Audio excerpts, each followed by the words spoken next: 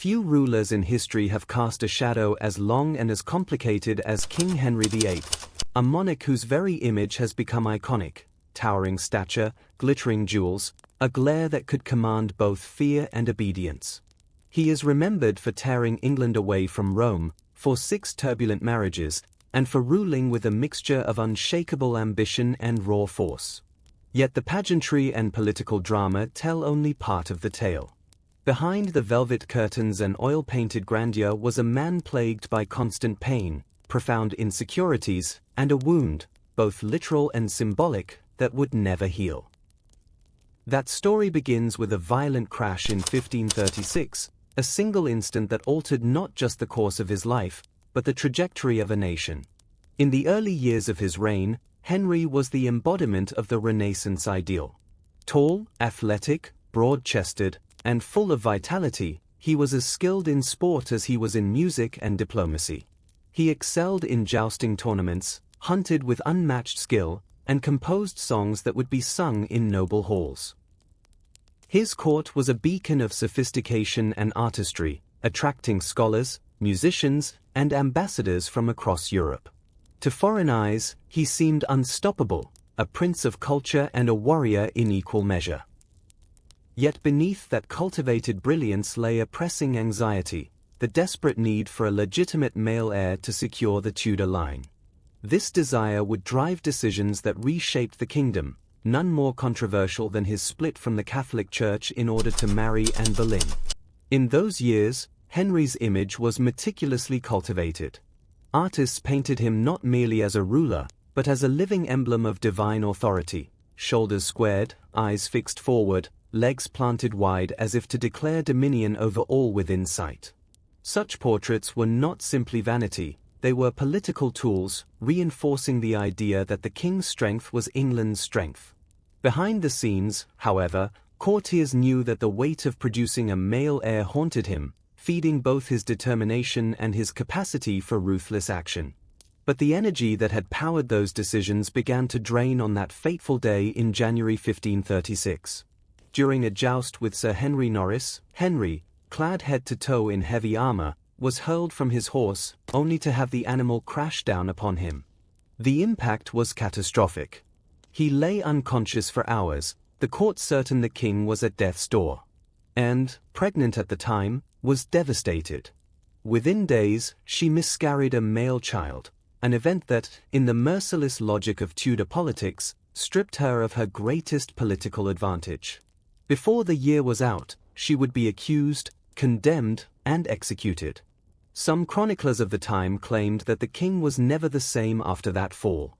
There was an unspoken understanding in court: the king's injury had marked a turning point, and though he continued to project authority, something of the old Henry, the vibrant, laughing, athletic prince, had been left on the tilt-yard that day.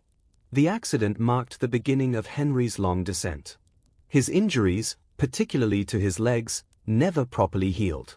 The wounds developed into ulcers that resisted every treatment his physicians could imagine. They attempted brutal remedies, cauterization with red-hot irons, elaborate poultices, but nothing closed the sores for long. Infections set in, turning each step into agony. Chronic pain altered not only his body, but his mind. The charming diplomat became increasingly suspicious, irritable, and unpredictable. Even audiences with the king began to change. Visitors described an air in the royal chambers that was stifling, not just from the heat of the great hearths but from the tension that hung over every conversation. Words were measured with extreme care, jokes were chosen with precision, if at all. Later that same year, Henry married Jane Seymour. She delivered what he had craved for so long, a son, the future Edward VI, but died just days after childbirth. Henry was again a widower, and his health continued to deteriorate. Deprived of vigorous activity, he surrendered to his legendary appetite. His dining tables groaned under the weight of roasted boar, venison pies, delicate pastries, and endless tankards of ale and wine. Over the years, his body swelled beyond recognition. By the end of his life, he weighed over 300 pounds, his armor measuring an extraordinary 52 inches at the waist. Specially designed devices were required to lift and move him. Feasts themselves became a kind of theatre, where the king's power was displayed not through action but through excess. Platters of meat, gilded goblets of wine, musicians playing at the edges of the hall, all spoke of wealth and dominance. Yet beneath the spectacle, there was an undeniable sense of compensation, as if the grandeur of the table was meant to fill the void left by the king's declining strength. Yet even as his body failed, his grip on power remained unrelenting. He presided over the dissolution of England's monasteries, confiscating immense wealth and land for the crown. The Church of England became the uncontested religious authority, with the monarch at its head. From the outside, the king still appeared resplendent, his robes cut to project strength and grandeur. But those within the palace knew better. The ulcers in his legs grew so foul that courtiers claimed the stench could be detected from rooms away. The reality of his condition was a dangerous topic. To speculate about the king's health could mean execution. The toll on his temperament was unmistakable. Even minor criticism could be met with death. Historians and physicians have debated his condition for centuries: diabetes, circulatory disorders, or a combination of ailments brought on by obesity and injury, but no diagnosis was certain in his lifetime. What is clear is that by the time he died in January 1547 at the age of 55, his body was overwhelmed by infection, likely compounded by kidney failure. Henry's passing closed an era of monumental upheaval. He had severed England from the spiritual authority of the Pope, seized vast monastic estates, and entrenched the monarchy's supremacy over church and state. These were changes with consequences that would ripple for generations.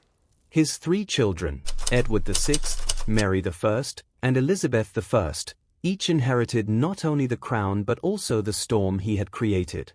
Edward advanced Protestant reforms but died before reaching adulthood.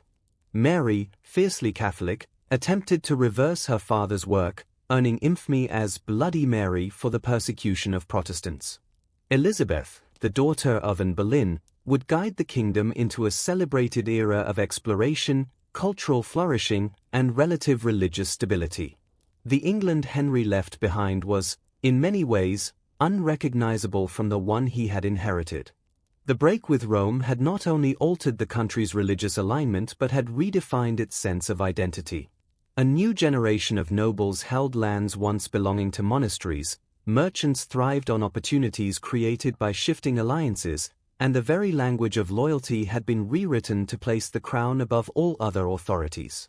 Yet beneath these structural changes lay a nation still uneasy, still fractured by questions of faith and allegiance. Still, to view Henry solely through the lens of political transformation is to miss the more intimate tragedy. The unhealed wounds on his legs were more than medical problems, they were the physical manifestation of his decline, a constant reminder of how even the most powerful are at the mercy of time and flesh. His pain shaped his policies, hardened his judgment, and fueled the paranoia that destroyed those closest to him. In those final years, the royal apartments must have felt less like the beating heart of an empire and more like a gilded cage. It was a court of whispers, where truth was a currency too costly to spend, and where survival often depended on silence rather than loyalty. His final chapter offers a stark contrast to his beginning. Those who served him in those years navigated a court where a single misstep could mean ruin, all under the watchful eye of a man whose pain had become inseparable from his reign. The grandeur of state occasions continued, but behind the scenes the king's world had shrunk to a few rooms and a handful of trusted, or feared, attendants. In the end, Henry VIII's legacy is far more complex than the familiar tale of 6 wives and a broken church. It is the story of ambition that reshaped a nation, of suffering that seeped from the private into the political, and of a man whose physical fall became a metaphor for his reign. His policies, born of desire and necessity, left England richer, more centralized, and permanently altered in its relationship with faith. But they also left scars, on the kingdom and on the man himself. Historians still debate whether his reforms were acts of visionary leadership or self-serving maneuvers cloaked in the language of national interest. Perhaps they were both. What is certain is that the England of Shakespeare, Drake, and Raleigh, the England that would project power across oceans, was built on foundations Henry himself had laid, even if he did not live to see the full consequences. Henry remains, even now, a towering figure in history. His achievements and his cruelties, his triumphs and his agonies, are woven together in a legacy both magnificent and tragic. His body, once celebrated, betrayed him, his pain wrote laws, shaped alliances, and silenced dissent. And his story endures as a reminder that the mightiest crowns cannot shield their wearers from the relentless, corrosive truth of being human.